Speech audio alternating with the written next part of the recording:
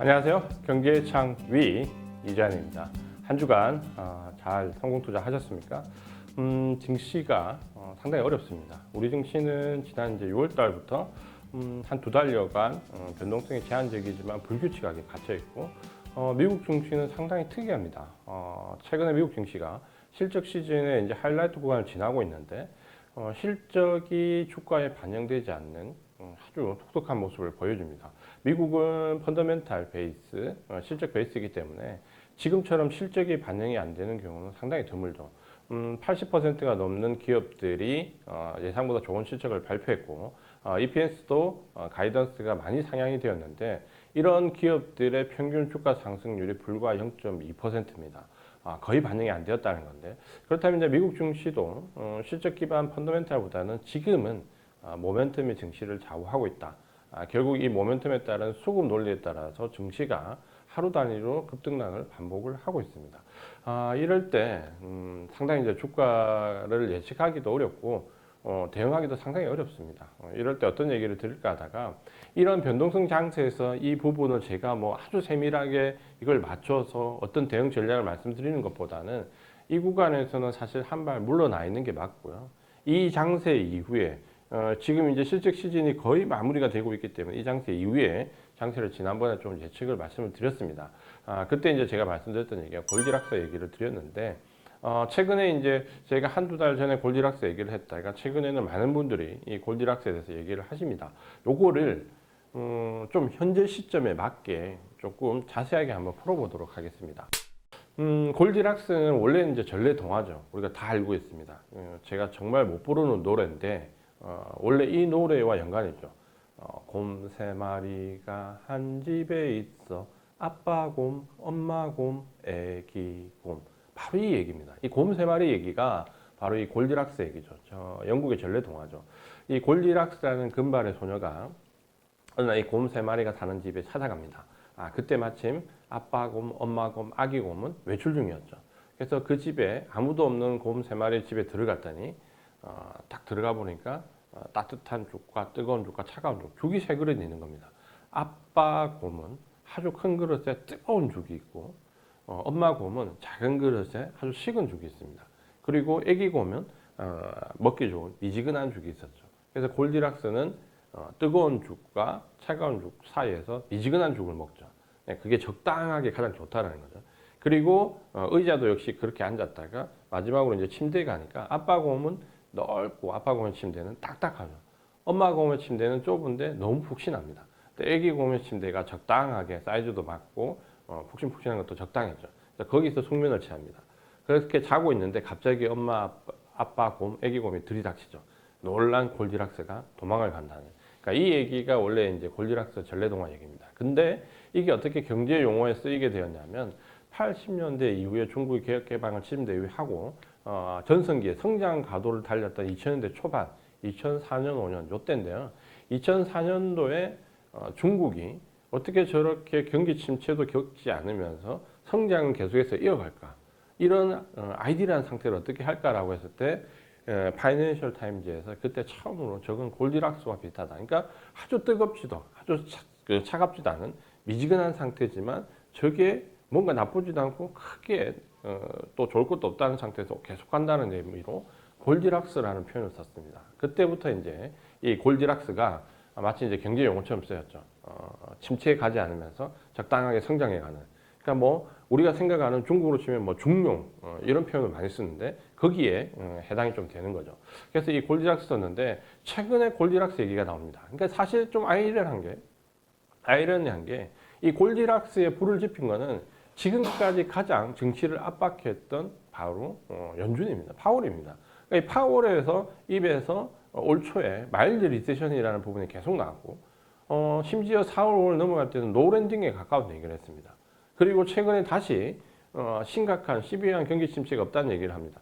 물론 파월의 그 발언은 항상 그 주어를 잘 봐야 됩니다. 그러니까 파월이 어떤 결론을 빵 때려서 냈는데 잘 보면 정말 그게 확신에 찰 때는 본인이 준, 내가 생각할 때이고, 그 다음에 조금 물러설 때는 연준 위원들이 봤을 때고, 조금 더 물러날 때는 연준의 직원들은 이런 표현을 씁니다. 그래서 항상 파월의 발언은 주어를 잘 살펴야 되는데 요게 지금 파월의 그 마일드 리세션은 연준의 직원들에서 연준의 위원들까지 요 정도까지 와 있거든요. 그래서 파월이 어떻게 보면 이 경기 침체가 마일드할 것이라는데 불을 좀 지폈습니다. 그래서 이 골드락스 얘기가 나왔는데 이 골드락스 얘기를 해서 제가 최근에 상당히 욕을 많이 먹고 있습니다. 지금 이 상황에 골드락스라고 라는 표현을 하시는데 이렇게 한번 생각을 해봤으면 좋겠습니다. 뭐냐면 골디락스를 능동적으로 생각하면 이렇게 할 수 있죠. 골디락스가 경기 침체로 가지 않는 데서 성장을 많이 해야 된다. 성장률이 꾸준하게 잘 나와야 된다라고 하면 좀 능동적인 골디락스입니다. 요거는 저도 그렇게까지 기대하지는 않습니다. 그다음에 두 번째 좀 수동적인 골디락스는 생각보다 경기 침체가 심하지 않아. 그리고 기업이 굉장히 나쁠 거 알았는데 EPS가 좀 상행하네? 그게 확인된 게 저는 이번 조정 구간인 실적 시즌이 상당히 중요한 의미가 있다고 봅니다. 물론 실적 시즌에 들어와서 글로벌 증시가 전체 조정받는 거 이거는 나스닥의 특별 리밸런싱부터 25피 금리 인상에 제가 계속 강조드리지만 미국 신흥국 강대까지 일련의 사태들이 있었죠. 이거는 기술적 성장들이 압박을 받을 수밖에 없는 사건들이었죠. 그런데 이 조정구간에 또 우리가 하나의 희망도 봤습니다. 뭐냐면 실적 시즌에 들어와서 정말 이게 헛수가 아닐까라는 IT 빅테크 기업들의 실적이 생각만큼 좋았습니다. 그러니까 주가를 따라올 정도라고 생각할 수는 없겠지만 EPS가 가파르게 상승해서 올라왔고 가이던스도 상당히 높아졌습니다. 그래서 잘 보면 12개월 선행 PER과 EPS가 나스닥은 간격이 거의 좁을 정도로 좁혀지고 있습니다.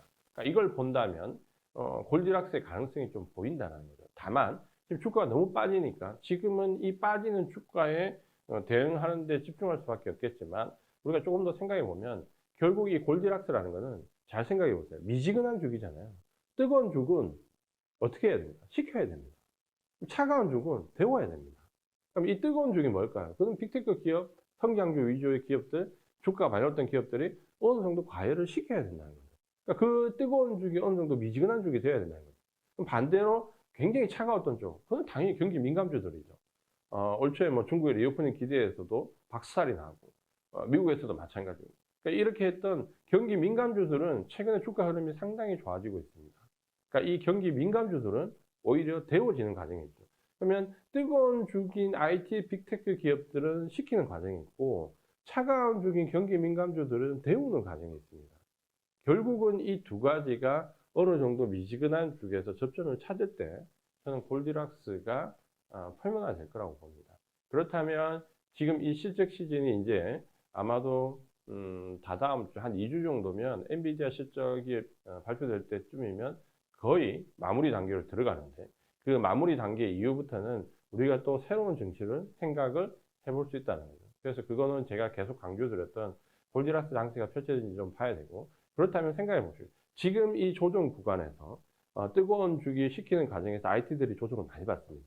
반면에 이 차가운 주기 데워지는 과정에서 경기 민감주들이 굉장히 좋습니다. 그러면 경기 민감주들이 주도주가 되고 IT 섹터가 비주도주가 될까요? 그렇지는 않죠. 이게 어느 정도 미지근한 주기 되는 과정에서는 역방향 흐름이 나오겠지만 결국 이게 골디락스로 판단돼서 그때부터 이제 다시 우상향하기 시작할 때는 역시 시장을 끌고 왔던 빅테크 기업들이 또 좋은 흐름이 나올 수밖에 없습니다. 왜? 지금은 모든 종목이 상승하는 구간이 아닙니다. 구조적으로 성장성이 대표되는 종목들이 올라가는데 그게 바로 빅테크 기업들이 많은 거죠. 그래서 미국으로 보면 AI 반도체가 혹은 미국으로 보면은 여러 가지 테슬라와 관계되는 전기차 관련된 쪽이라든지 우리나라로 보면 2차전지와 관련된 쪽이 지금은 과열을 시켜야 되는 거죠.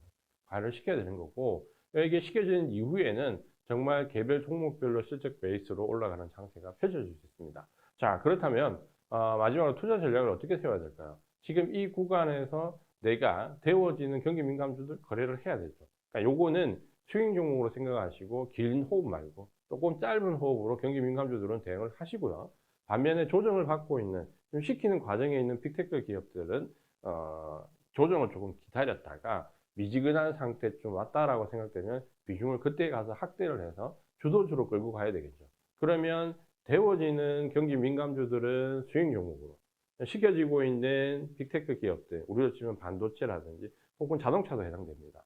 반도체, 자동차, 전장 이런 쪽은 좀 미지근해질 때까지 기다렸다가 이 종목들은 주도 섹터로 끌고 가는 결국 주도 섹터와 수익 종목 섹터를 포트에 같이 넣어서 대응을 경기 민감주와 빅테크 기업들 위주로 하면 되겠죠. 그래서 이게 이제 섹터를 본다면 우리는 좀 전에 말씀드린 것처럼 반도체, 전장, 자동차, 그리고 경기 확장 쪽에서는 뭐 기계라든지 이런 섹터들 주도적으로 형성될 수 있죠. 그래서 요거를 지금 잘 포트에서 생각을 해보시고 지금 당장 움직이라는 게 아닙니다. 이 조정 구간에서는 데우고 시키는 과정이 반복될 거기 때문에 조금 괴로운 과정이 형성되겠죠. 하지만 시장이 급락할 자리에서 이 자리에서 급락하지 않는다면 이 부분은 말씀드린 대로 골디락스의 과정이 나올 확률이 높다라는 부분에서 이런 전략을 잘 생각하셨다가 8월 이후 하순 엔비디아 실적 발표 전으로부터 잘 공략해 나가시면 어떨까. 이게 제가 생각하는 요즘 시장의 전략입니다. 오늘은 골디락스에 대해서 말씀드렸고요. 시장이 뭐 예측한다고 해서 반드시 이루어지는 건 아닙니다. 하지만 뭔가 시장에 대한 계획과 예측이 없다면 현재에 따라서 계속해서 쫓아가면 계속해서 감정적인 대응이 되고 추상도가 낮아집니다. 이렇게 되면 결국 어떻게 된다? 감정에 휘둘리게 됩니다. 결국 내가 어떤 계획을 가지고 있고 매뉴얼을 가지고 있으면 이성적으로 판단하게 되죠. 항상 주식 투자는 감정과 이성의 대결인데 이성이 감정을 누를 때 수익이 되고 감정이 이성을 누를 때 손실이 됩니다. 요거를 잊지 마시고 이번 한 주도 행복하고 즐거운 투자 이어가시기 바랍니다. 경제의 창위 이재환이었습니다.